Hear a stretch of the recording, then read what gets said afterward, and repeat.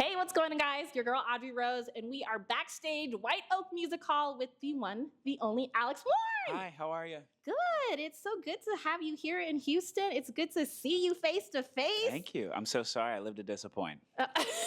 You're not disappointed. I promise so that. Sweet, thank you.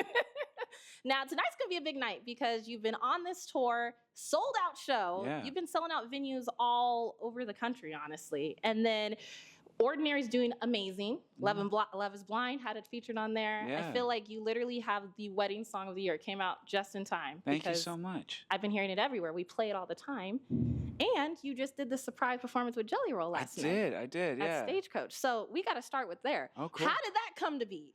I don't know, actually. Jelly, actually, funny enough, lives the exit by my house. So Does he really? We're pretty much neighbors, which is really funny. But I wrote a song called Bloodline, and it sounded like something Jelly would sound great on. We sent it to him, and he loved it. And we've been inseparable ever since. AKA, he can't get rid of me, and I know where he lives. That's wild. I know. So what did it feel like performing it for like the first time last night? Oh, terrifying. So fun. Terrifying. We didn't.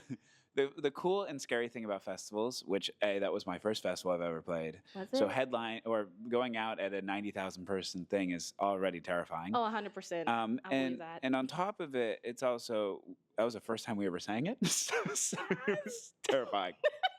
Yeah, but it's cool. It's definitely like, I'm one of those people who don't say no when it comes down to like, oh, hey, will you come sing this? And like, Really? whatever. No matter how scared you are or anything? No, because I think that even if I end up sucking, I'm new to this. So it's like, it's a cool experience, genuinely. Like if I mess up, it's like, okay, that's a cool learning experience. And it'll only mean that, when I inevitably get better with my 10,000 hours, someone will be like, remember when he sucked?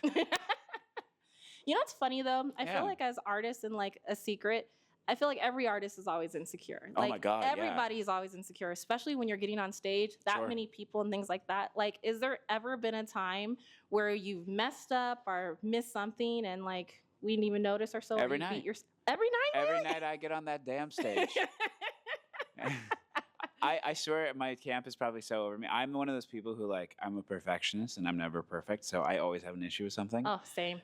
So when I get off stage, everyone will be like, oh my God, that was the best show you've ever sang. I was like, it was we have to redo everything. It's kind of just one of those things where I think it's probably like, I'm a nice guy, but it's probably miserable to be like him. I'm going to guess you don't go back and look at performances, do you? I hate it. Yeah. I hate listening to myself sing. Really? Yeah. I understand that. I'm like that on the radio. I hate hearing myself talk. So. Really? Yeah, me too. I hate it. Oh, thanks. Yeah. No, not you. Not you. It's just myself. I like hearing other people talk.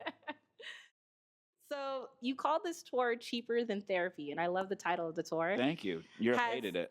Seeing this, all these different cities, created any life-changing moments for you? Yes, in Europe especially. I also learned that they have free healthcare. So that title actually was quite fraudulent in Europe. But now we're back in the U.S., and thank God for capitalism. But no, I love it. It's been cool. It's been cool to travel everywhere. I was terrified of airplanes. Really? Yes, and now I'm on one every 5 days. Literally everything that's been happening with planes, I don't really blame you because I've been afraid to fly too. Yeah. So do you have? I'm still on a plane every 5 days. So. Do you have any tricks that you do to kind of calm yourself? Pray. Yeah, I pray and I stare at my wife and go, and she helps me by laughing at me. Does she tour with you in every city? Yeah, she's in the room right next door. Oh, that's It's really so fun. sweet. Yeah, because she's always wanted to travel, and I was like, oh, this is cool because I get to bring my wife, and on the road you're surrounded by a bunch of people, but it's still kind of lonely. Everyone's kind of working. Yeah. And so it's really nice to have my wife and her companionship. It's like kind of some type of normality that you get. Yeah, right. Yeah, I understand that. So, what's the very first memory you have of falling in love with music? Oh, wow. I was 6, and I watched the Naked Brothers band. And I remember my dad saw how in love I was with just, performing, I guess. I didn't even know what it was at the time. I just was always obsessed with that show. And I remember very vividly, he got me a red Fender guitar for Christmas, and my sister a piano, and my brother a drum set, and my sister a tambourine. Yes, she got the tambourine. Which is so funny. She's like the best singer in the family. But she got the tambourine. Whoa. 2 hours sleep. Okay. No, but I got the guitar, and it was just beautiful. I fell in love with just strumming it and screaming, and I have home videos of me just running around with that guitar strapped to me, half naked. Okay, we definitely need to see some of these home videos. Yeah, I need to no, see you it's strumming. I post them on the internet. They're around. Was there a specific song or an artist that made you think to yourself, like, okay, I want to do this for me. Like, I can do this? Oh, I think my entire life, I feel like music industry is pretty daunting. Like I felt like it Yeah. was just like, how does someone do that? How does someone get discovered? All these different things. And Yeah. Shawn Mendes got discovered off Vine and like started his career there. And I thought that was really, really cool. And like for me, that was something where I watched him kind of, do something that I thought was impossible. And, obviously Shawn is an insanely talented, sexy, And he's a great songwriter too. Amazing. let's not skip over sexy, but no, truthfully, like he's just someone where I was like, that's so cool that someone can get discovered that way, opposed to like other venues. And I tried my absolute best, and here we are. I heard a rumor that you used to go and post your songs under burner accounts when you were first posting on the internet. Is that true? Yeah, but now those burner accounts are like very obviously me.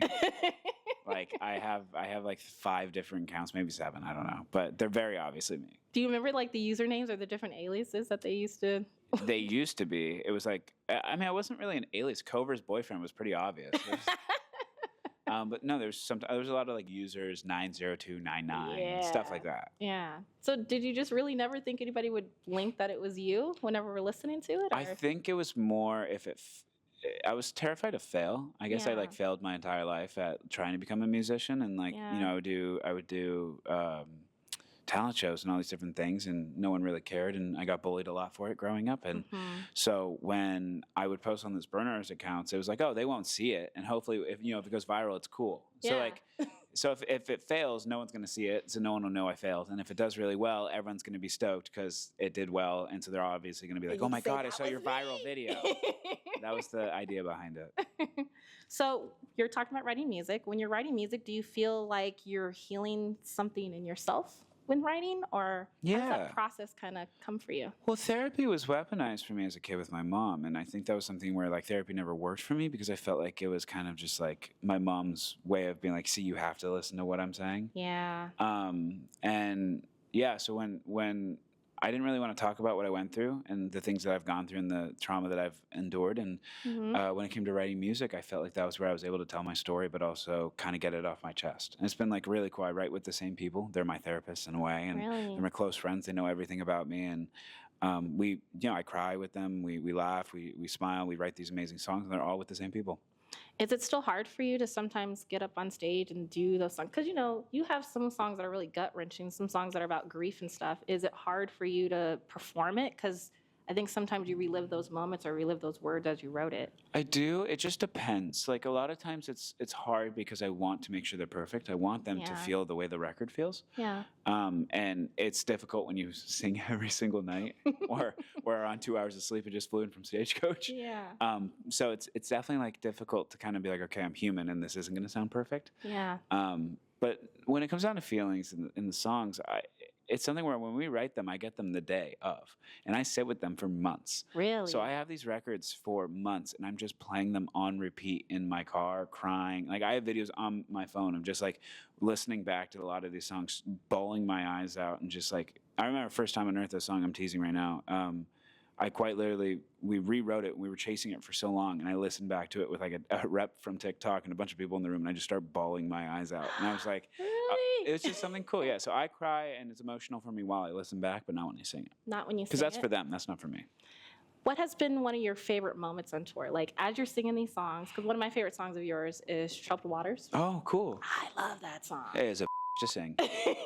So have you had like a moment or so on tour where these songs that you wrote, like you can see how it affects people, or have they shared stories or things like that with you? Yeah, oftentimes after the shows when I'm like people are waiting by my bus, and I often go and say hi to them if I'm not absolutely wrenched in the throat, and they tell me a bunch of stories, and it's really cool. It's cool to see how these songs have helped people because it's again I've written them about me, and it's kind of nuts. It's kind of like a pinch yourself moment because you're like every time I can't believe this is my life. So what's a song you released that still feels a little scary to have it out in the world, and why? Scary to have in the world. Yeah, like you sing it and it's out there and you were really vulnerable. Do you have a song that's like that for you? Not really. I think I'm an open book. Yeah. I think everything I've written has been really honest, and even in these interviews and stuff, I always tell like the real honest truth about everything. So I don't really have anything where I'm like, oh gosh, I'm so vulnerable, because it's all of it. Yeah.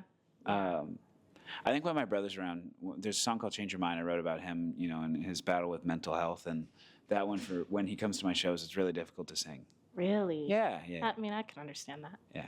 Okay, we're going to do a little rapid fire. So I loved the name of the tour. So we're going to call this rapid fire session Therapy on a Budget. Okay? So I got Also, I 5 apologize questions for for yawning. you. What's your go-to comfort food after a rough day? In-N-Out. In-N-Out. Every time. I've had it like 3 days in a row. Ah, Yeah. you're in Texas. Have you tried Whataburger yet? Yeah. You got to say Whataburger. He's like, I said what I said. I said what I said. I'm from California. How about this one? What's one thing you tell your past self in 5 words or less?